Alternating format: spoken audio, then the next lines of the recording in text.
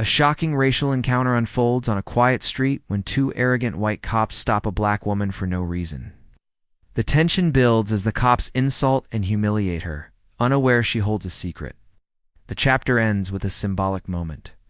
That hints she's no ordinary victim, setting the stage for poetic justice. Step out of the car now. People like you shouldn't even drive these streets. It was barely 7 p.m., but the dusk sky already pressed down heavy on the cracked asphalt of Sycamore Avenue. A single flickering street lamp cast a pale cone of light over the black BMW that had been pulled over for the third time this month by the same patrol unit. Officer Blake, tall, broad, smug, leaned on the hood like he owned it. His partner? Officer Reed circled the driver's side, tapping his baton on the window. Inside, Dr. Naomi Carter sat still, hands resting on the steering wheel at 10 and 2. Fingers steady as stone. A small crowd gathered by the liquor store across the street. Nobody spoke, but the silent tension vibrated in the humid air. Naomi caught an old man's eye. He dipped his head in silent sympathy before turning away. No one wanted trouble with the Sycamore boys. Officer Reed rapped harder on the glass. Naomi pressed the button. The window hummed halfway down. You know what this is about? Reed's grin was all teeth. No, Naomi replied, voice calm, soft. Too soft, Blake thought. He liked his prey louder. Blake swaggered up beside her. Expired tag, broken taillight, failure to signal. Take your pick. We can always find something. He motioned to Reed, who opened the door with a jerk. Naomi stepped out, her navy blue skirt suit spotless, her posture straight as a rod. Her calm seemed to needle them more than any backtalk ever could. Hands on the hood, Blake ordered. Reed chuckled and nudged her shoulder harder than necessary. Naomi didn't flinch.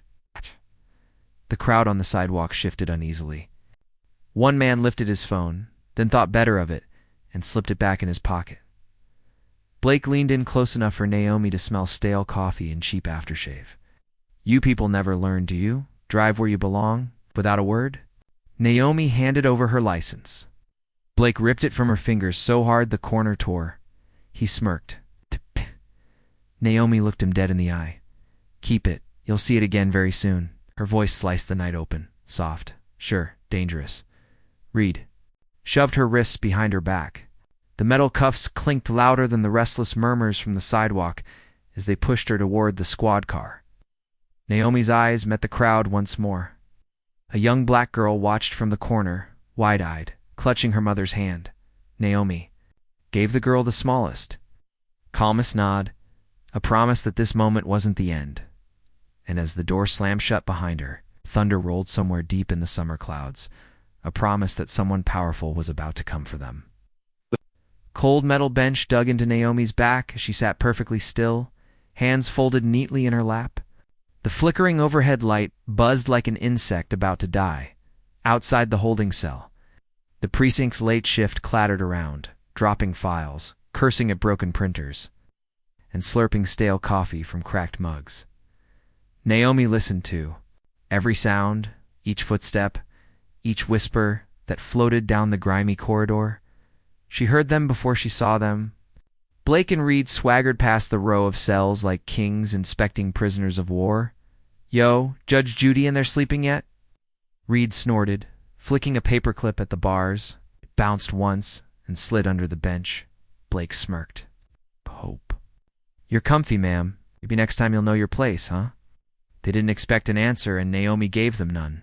Her stillness was louder than any insult. She looked straight through them, eyes so calm that Blake found himself swallowing a lump in his throat. He covered it with a bark of laughter.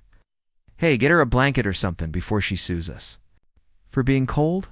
Her laughter trailed down the hallway, mixing with the hum of an ancient vending machine that hadn't been restocked in months.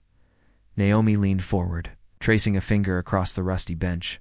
She remembered benches like this one, in bus stations where she'd studied late at night, in courthouses where she'd waited hours for her first hearing as a public defender. Metal benches had held her weight for decades, but they'd never broken her back. She thought of her mother, the quiet backbone of her childhood, telling her, stay quiet when you must. Speak only when it changes everything. Naomi slipped her torn driver's license from her pocket. Blake hadn't bothered to search her properly. She pressed the ripped corner back into place, aligning the jagged edge until it looked whole. Again, symbolic maybe, but she liked symbols. They reminded her the pieces always fit back together, even when arrogant men thought they could rip them apart. Down the hall, a rookie deputy peeked at her through the bars. Naomi raised an eyebrow, calm as a lake at dawn. The deputy looked away fast, cheeks burning. The rumor mill would start tonight. Who was this woman really?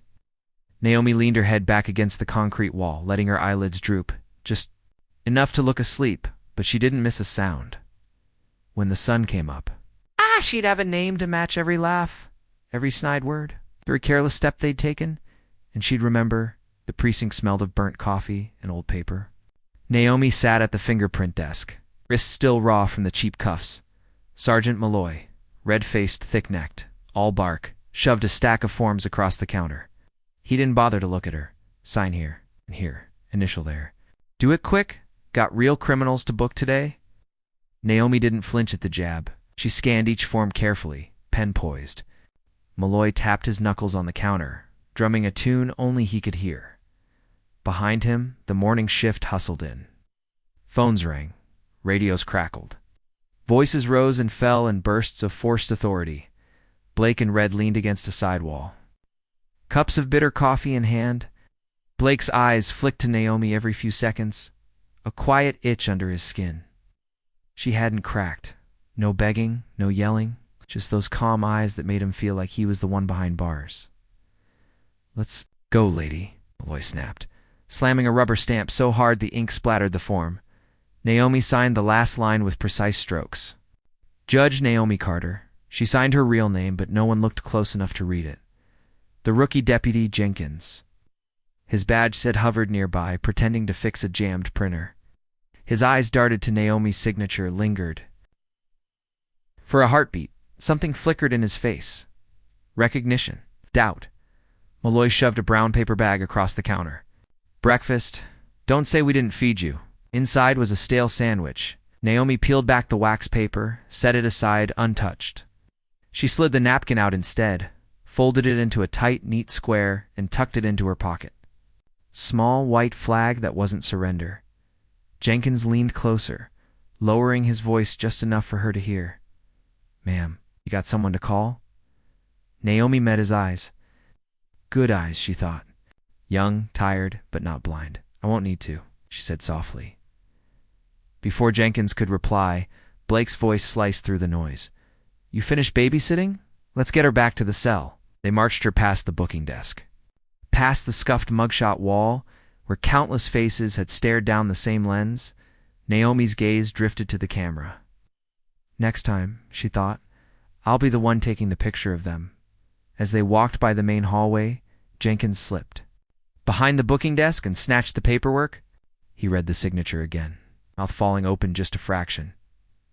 Judge Naomi Carter. He glanced at the cell doors, swinging shut behind her, and knew, without knowing why, that everything in this dingy precinct was about to flip upside down. The holding cell door creaked open just past noon. Naomi sat exactly where they'd left her, legs crossed, gaze steady on the dirty tiled floor. Blake stood in the doorway, face tight. He'd spent the last 20 minutes barking at Jenkins in the hallway, demanding to know why the rookie had run her name. Judge Blake muttered under his breath. The word tasted sour in his mouth. Couldn't be true. Nobody like her sat on a bench in this city. Phone call. Don't take all day. He tossed the receiver on the bench beside her like he was throwing scraps to a stray dog. Naomi picked it up, dialed a number from memory, no hesitation. The receiver felt warm in her hand, oddly comforting. She leaned forward, speaking low. Yes, it's me. No, don't come here. Just be ready. Yes, the courthouse. Exactly at 2. Got my docket waiting, that's all. She hung up, slipping the receiver back into its cradle, as if she'd just ordered lunch instead of arranging a reckoning. Blake narrowed his eyes. Who was that? Lawyer. Think you're walking out of here on a technicality? Naomi looked up at him, her calm unsettling him all over again. It was the court clerk, Officer Blake. You'll meet her soon, he scoffed, masking the nervous twitch in his jaw. You're not special, lady. You're no different from the rest of them. Naomi let a small smile touch the corner of her mouth. Not different. Just ahead of you. Outside the holding area, Jenkins stood stiff by the file cabinets, pretending to sort booking papers. Blake's boots thudded past him. He didn't look up, but his ears caught every word. In the squad room, Sergeant Malloy flipped through the thin folder marked Naomi Carter. No warrants, no outstanding tickets. Clean record, he frowned, tapping his pen against his front teeth. Anyone run her through the county database? Malloy barked. Reed leaned against the wall, arms folded. Why bother? She's just another smart mouth. Make her sweat. She dropped the attitude. Malloy's eyes narrowed at the rookie deputy standing too close for comfort. Jenkins, you know something? Jenkins shrugged, carefully neutral. She's a judge, Sarge. Malloy slammed the folder shut so hard the table rattled. Impossible. Judges don't drive around Sycamore at night in fancy cars. She's lying. Blake snatched the file, flipping it open, then closed again, like it might bite him. We booked her. We got her on tape. Cares if she's a damn astronaut. Malloy rubbed his temples. If she's who she says she is, we're going to have a mess on our hands. In her cell, Naomi closed her eyes and leaned back against the cool concrete. She let her breathing slow, counting each exhale. One phone call. One truth whispered into the right ear. Sometimes revolutions started with gunshots. Started with the quiet click of a payphone. Lucky break, Malloy said, his voice echoing too loud in the cramped booking hallway. He slapped a clipboard on the counter, paper fluttering like cheap confetti. Sign your release, Miss Carter. Don't say we never did you a favor. Naomi took the pen, the same calm, steady in her hand as she signed her name in neat loops. Judge Naomi Carter. She made sure Malloy saw every letter behind him. Blake leaned against the filing cabinet, jaw tight, eyes flicking to the door every few seconds like he wanted her gone before anyone else noticed. Next time, Blake said, voice low enough. For only her to hear, stay in your lane. People like you, Naomi's eyes snapped to his, pinning him mid-sentence. For the first time, a flicker of heat glowed under her calm. People like me, she said softly, built the lane you're standing on. Reed laughed, but it was forced. The echo of his chuckle bounced off the tile and died in the stale air. Malloy thrust her torn license back at her, a piece of plastic now jagged at one corner. Just like the truth they'd tried to shred. Naomi slipped it into her jacket pocket. Smoothing the fabric over her chest, Jenkins stood by the door, holding it open. He didn't speak as she passed. He didn't have to. The questions were written all over his young face.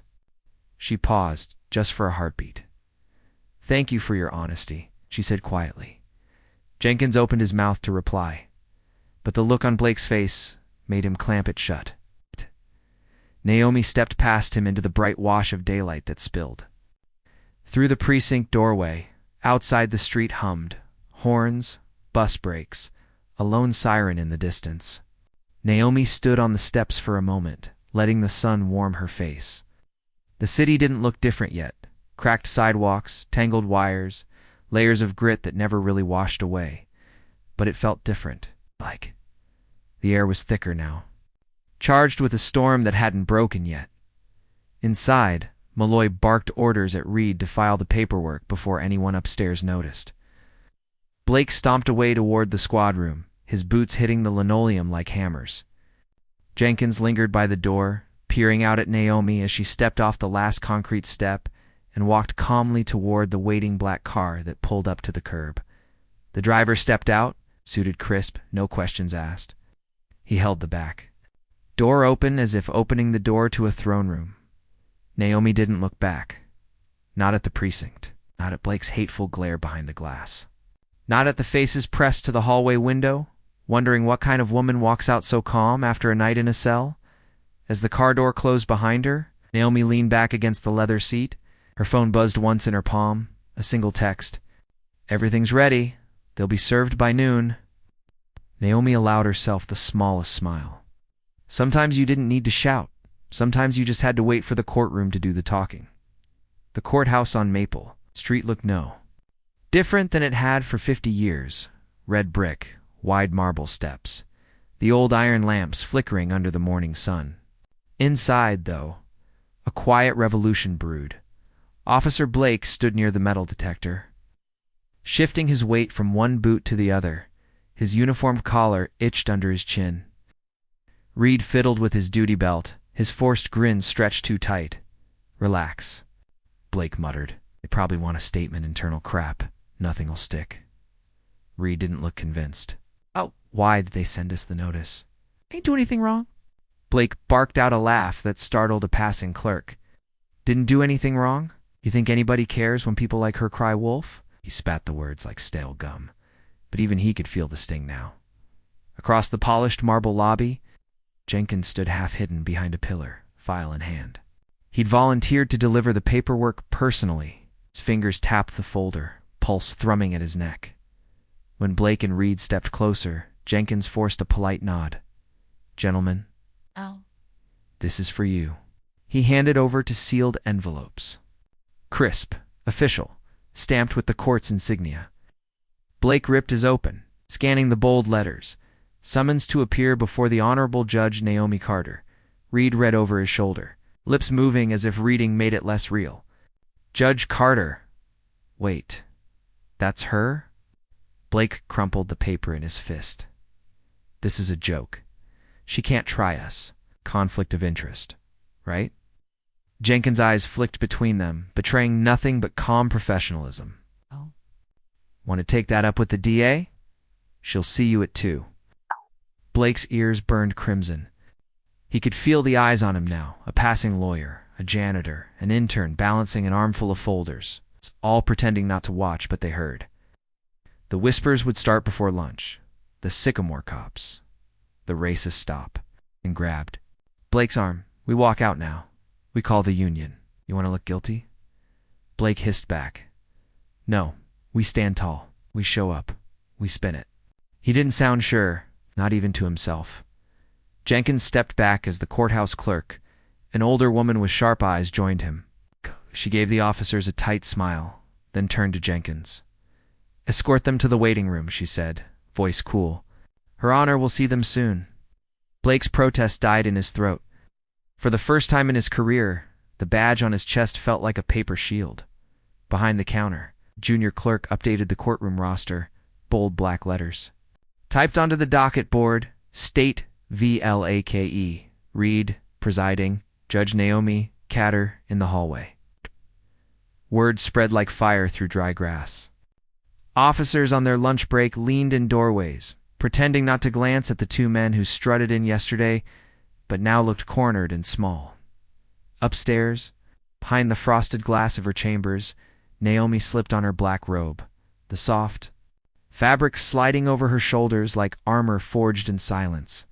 She checked her watch. Almost time. The courtroom was packed before noon. Word had leaked fast, the Sycamore precinct's toughest officers, the same men who bragged about pulling over the wrong type, now sat on the other side of the bench. The bailiff called, "All rise." Naomi entered, black robe flowing, like a silent flag behind her. She carried no papers, no briefcase, just her presence. Sharpened by every sleepless night and every silent insult she'd ever filed away, Blake shifted in his seat. Jaw clenched tight, Reed's knee bounced. Under the defense table, a nervous tick he couldn't hide. Naomi took her seat. The gavel in her hand felt heavier today, not wood but iron, forged from years of forced silence. She scanned the courtroom. Reporters lined the back row, pens ready. The gallery brimmed with familiar faces, the old man from Sycamore Avenue, the young mother who'd clutched her daughter's hand. Jenkins stood at the side, uniform crisp, eyes fixed on her like a quiet salute. Naomi rapped the gavel once, a single crack that seemed to echo off the marble walls and settle in every throat. "Good afternoon," she began, voice calm but carrying iron beneath the silk. "We are here today because our streets belong to every citizen equally, not just to those who wear badges and decide. Who belongs?" Blake's lawyer rose to interrupt. "Your Honor, my clients." Naomi held up one finger. "Lawyer. froze mid-step. This court will hear all sides. We'll see all facts. But let me be clear. Intimidation ends at these doors. She turned her gaze on Blake and read. For a heartbeat, they stared back. The last embers of their swagger flickering behind forced smirks. You may think you stand above the people you pull over, Naomi continued, her tone soft as a blade, drawn slow. But in this room, you stand exactly where the law puts you. Equal, accountable, and seen. She leaned back slightly, tapping her gavel once more. The courtroom seemed to exhale. Whispers rose like wind through dry leaves. The bailiff called the first witness, a small, elderly woman from the neighborhood where Naomi had been arrested. She took the stand, her hands trembling. Voice quivering, but behind her words was a quiet fury that matched Naomi's. Blake folded his arms, eyes darting to his lawyer. Reed wiped sweat from his temple with the back of his hand. Naomi watched every flicker of panic, every twitch of a lie waiting to be told. She'd built her reputation on patience, the kind that let truth bubble up through cracks too small for arrogance to plug. Outside the courthouse, more people gathered on the steps. The news cameras rolled, lenses aimed like curious eyes. Sycamore Avenue had come downtown today to see if the uniform was still armor, or if justice could peel it off, piece by piece. Inside, Naomi raised her gavel again. This time, she thought, they'll listen. The afternoon sun spilled through the tall courthouse windows, painting golden stripes across the polished wood floor. Naomi sat high above it all, posture regal, eyes steady. Each word she spoke landed like a measured drumbeat in a funeral march for Blake and Reed's reputation. The old woman on the stand dabbed her eyes with a handkerchief. Her voice was small, but every word cracked the silence wide open. They pulled my grandson over last month, said he looked suspicious. He was driving home from work. They made him sit on the curb in the rain. Blake's lawyer objected, but Naomi overruled him with a slight shake of her head. Continue, she said gently, leaning forward. Tell this court exactly what happened. The woman's hands trembled, but her voice grew stronger. I came outside. Officer Blake told me to get back inside before you're next. Like I was nothing. Like we're all nothing. A low murmur spread through the gallery, a rising tide of anger that tasted like old secrets finally seeing. Daylight, at the defense table, Reed's fingers drummed a frantic beat against his thigh. Blake's jaw pulsed, eyes flicking to the press row where cameras blinked like watchful eyes. Naomi turned to Blake's lawyer. You may cross-examine. He stood, cleared his throat, and immediately floundered. Ma'am, you're saying you think it was my client. But you can't prove. Her eyes narrowed. Objection sustained? Naomi cut in, her voice suddenly steel. Witness is credible. Let's move on. Next Came a young man in a crisp blue shirt. He adjusted the microphone, voice low but clear. They stopped me on Sycamore Avenue. Same two officers. Said I didn't signal a turn. They searched my car for half an hour. I had nothing. Naomi didn't interrupt. She watched Blake's eyes dart to the floor, then the ceiling, anywhere but at the man who'd once sat silent. On a cold curb, Reed leaned closer to his lawyer, whispering something that made the man's face pale. They were starting to sense it now, the unraveling. The courtroom air grew thick with it, every sigh and cough echoing like thunder. Jenkins sat near the aisle, a quiet pillar among the restless crowd. His badge shone under the courthouse lights, a reminder that not every uniform hid a bully inside it. Naomi pressed the gavel lightly to the desk, but didn't strike it yet. She wanted the silence to speak. Thank you for your testimony, she told the young man. Her eyes swept the gallery, so many faces, once too tired to fight, now leaning in, listening. This court recognizes the bravery it takes to speak. Truth to power, and it will remember. Outside, more people gathered on the courthouse steps. News vans clogged the curb. The Sycamore precinct watched from afar, a fortress rattled by its own secrets leaking out like oil. Blake felt sweat trickle down his spine. Reed's hand shook as he reached for his water glass. No badge, no gun, no smirk could stop the slow crush of truth when the courtroom walls closed in. Naomi met Blake's eyes. She didn't smile. She didn't gloat. She simply let him see that his time above the law had ended the moment he ripped that license and sneered at a woman who never needed to shout to win. The courthouse air felt heavier than it had all week, thick with the quiet hum of people leaning forward in their seats. Hungry for the moment when the men in blue finally turned on each other, Naomi sat poised, black robe perfectly draped, her eyes calm and unblinking. Each time she adjusted her glasses or flipped through the file in front of her, Blake's foot tapped faster under the defense table. Reed sat stone still, eyes pinned to the polished floor, hands clasped tight.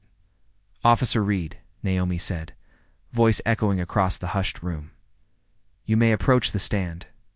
Reed flinched. His lawyer leaned close, whispering something sharp, but Reed just nodded like a man underwater. He rose, shoulders hunched, and shuffled to the stand. The bailiff swore him in. Reed's eyes flicked to Blake once his iron wall of swagger, now a pale mask barely hiding panic. Naomi folded her hands. "Officer Reed, under oath, did you falsify any part of your report about the stop on Sycamore Avenue?" Reed's mouth opened and closed. He looked at the jury box, at the ceiling lights, anywhere but at Naomi. Finally, his shoulders slumped. I didn't write it all myself," he muttered. His voice cracked like a dry twig. Blake said to leave out some details. A hush swept the gallery, a sharp collective inhale. Blake shot up from his seat. "Liar." Naomi struck the gavel crack. "You will remain silent unless called to testify, Officer Blake." Blake's lawyer tugged him down, whispering frantically in his ear. But the damage was done. Reed's words hung in the air like smoke curling around their badges. Naomi leaned forward. Her voice dropped, softer now, so calm it made Reed shiver. "What details did you leave out?" Reed swallowed. His eyes glistened.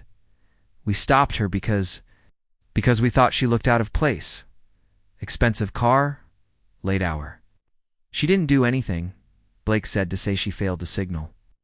A ripple of murmurs broke through the gallery. Outside the tall windows, the late afternoon sun cast long shadows over the polished floor like prison bars painted in light. Naomi nodded once, and the torn license, the bruises on her wrist. Reed glanced at Blake again. The older officer's face burned red, veins pulsing at his temple. Reed whispered he grabbed it. He tore it. He told me to keep my mouth shut. Naomi let the confessions settle, let the weight of silence do what shouting never could. "Thank you, Officer Reed," she said, voice unwavering. "The truth has a way of finding light, even when people think they buried it." Reed lowered, his head, shoulders sagging under the truth that had set him free and chained him all at once. In the gallery, Jenkins sat straighter. The old man from Sycamore Avenue dabbed his eyes. A mother squeezed her child's hand. Naomi tapped her gavel again, a small final sound that felt larger than thunder. She looked at Blake, who glared back, sweat beading at his hairline. "You will have your chance to speak," Naomi told him softly. "This court is not finished with you."